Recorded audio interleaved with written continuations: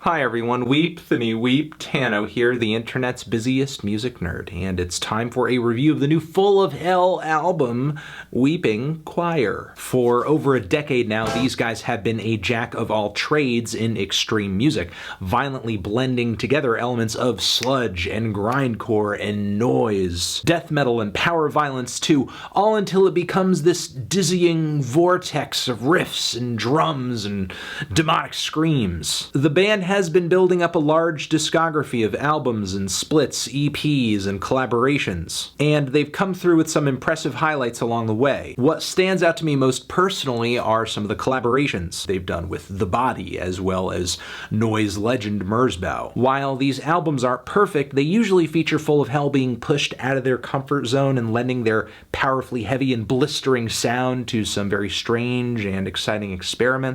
The band's core studio albums, though, I'm yet to be blown away by, either because the band's performances hit like a noisy blizzard of chaos that's difficult to decipher, or the band's sound just comes off as like this generically heavy riff fest where they're not putting their own distinct flair on any one style of extreme rock. It's just kind of an amalgamation of everything, and the combination of sounds and styles, I guess, is the thrill. I mean, the band is easily one of the most consistent in power violence this decade, there's no question about that. But outside of this niche genre, albums such as Trumpeting Ecstasy haven't been much more to me other than a short shot of adrenaline. So I went into Weeping Choir wondering if something within this 25-minute album would really leave an impression on me. And even though there are definitely some low points on this record as well as some forgettable ones too, this album does contain some of this band's most distinct songs and most exciting style combinations yet. We have the track Aria of Jeweled Tears, where the passages of shrill screams and blast beats contrast really well with the pummeling drums and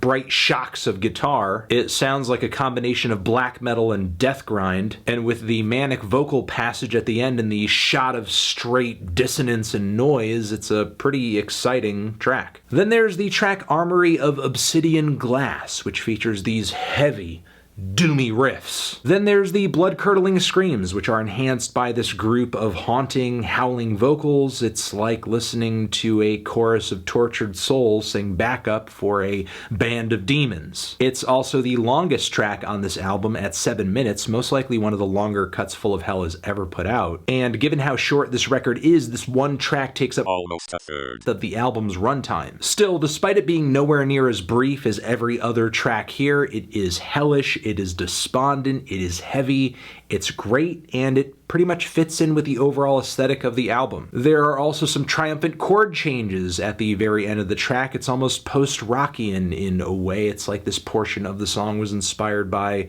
Deaf Heaven's Sunbather. There's also the track Thundering Hammers, which features these chunky, heavy, demented breakdown riffs, just circling in this mosh pit-like cycle of hideous screams and growls. And once the band starts throwing in sour and dissonant shots of guitar, the track becomes oddly catchy. Meanwhile, the track SILMARIL is absolutely vile. It features a somewhat generic start, but eventually the track shifts into these bum bum bum bum bum bum bum bum riffs with very deep guttural growls. It's like the band suddenly makes a transition to this brutal death metal passage. I mean, we're literally just a few steps away from the vocals on this cut sounding like a toilet flushing or a pig swallowing its own vomit. I also like the scorching distortion laced into the riffs on the track Angels Gather here. The mutant screams and grooves on this track definitely leave an impression as well. And toward the end of the cut, there's suddenly like this industrial, heavy, very bassy percussion flying in. It's kind of Code Orange-ish. But, you know, then there are tracks on this thing like Downward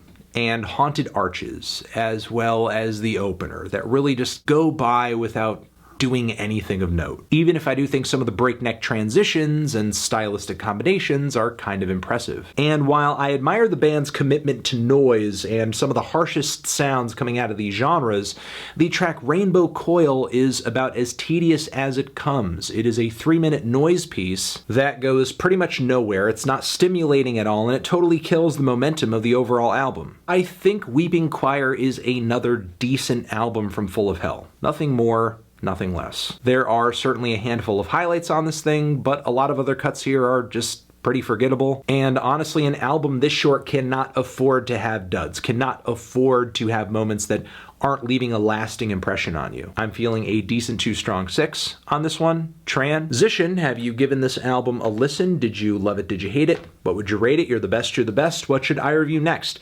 Hit the like if you like, please subscribe, and please don't cry. Hit the bell as well. Over here next to my head is another video that you can check out. Hit that up, or the link to subscribe to the channel.